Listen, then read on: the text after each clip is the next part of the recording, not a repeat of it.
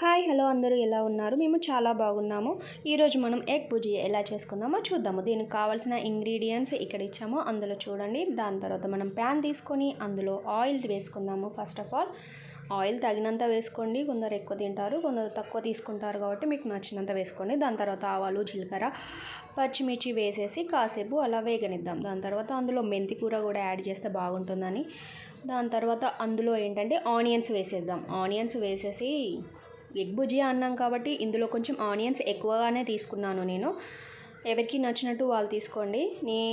Onions నచ్చవు అనుకున్న వాళ్ళు కొంచెం తక్కువ తీసుకోండి, బట్ నేను మాత్రం చాలా ఎక్కువనే తీసుకున్నాను. ఆనియన్స్ తీసుకుని అందులో కొంచెం సాల్ట్ యాడ్ చేశాను. సాల్ట్ వేయడం వల్ల అవి త్వరగా మగ్గిపోతాయి. So that's why I'm salt add చేశాను. దాని తర్వాత పైన కొంచెం ఫ్లేవర్ కోసమని పుదీనా కూడా యాడ్ చేశాను.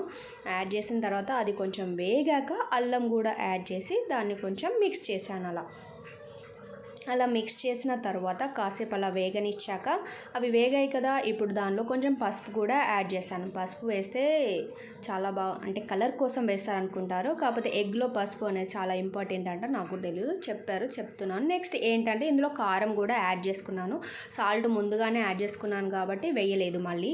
అందులో నెక్స్ట్ ఏంటంటే ధనియా పౌడర్ కూడా యాడ్ చేస్తాను. ధనియా పౌడర్ కూడా యాడ్ చేస్తే చాలా బాగుంటుంది, స్మెల్ చాలా వస్తుందండి నాకైతే. నెక్స్ట్ ఇప్పుడు ఆనియన్స్ అన్నీ వేసేసాం కదా ఇంగ్రీడియంట్స్ అని. దాని తర్వాత లాస్ట్లో ఎగ్స్ తీసుకున్నాను. నేను మాత్రం 5 ఎగ్స్ తీసుకున్నాను. ఎవరికి నచ్చినట్టు వాళ్ళు చేసుకోవాలంటే తక్కువ క్వాంటిటీలో అనుకుంటే తక్కువ చేసుకోవచ్చు, ఎక్కువ క్వాంటిటీ అనుకుంటే ఎక్కువ తీసుకోండి. నేను మాత్రం 5 ఎగ్స్ తీసుకున్నాను, కొంచెం ఎక్కువగానే చేస్తున్నాను. సో దట్స్ వై నేను ఎక్కువ క్వాంటిటీలోనే తీసుకున్నాను.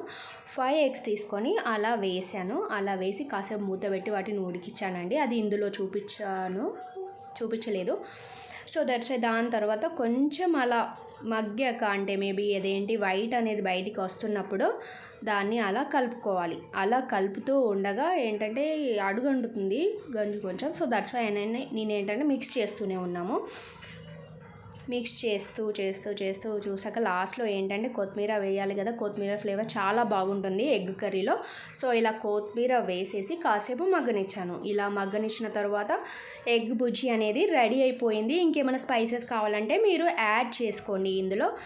ఇలా తీసుకుంటే మాత్రం ఎగ్ కర్రీ రైస్లో కానీ, రోటీలో కానీ, పూరీలో కానీ చాలా బాగుంటుంది. ట్రావెలింగ్కి చాలా బాగా యూజ్ అవుతుంది. ఈ వీడియో మీకు నచ్చినట్లయితే like, share, subscribe please. Thank you.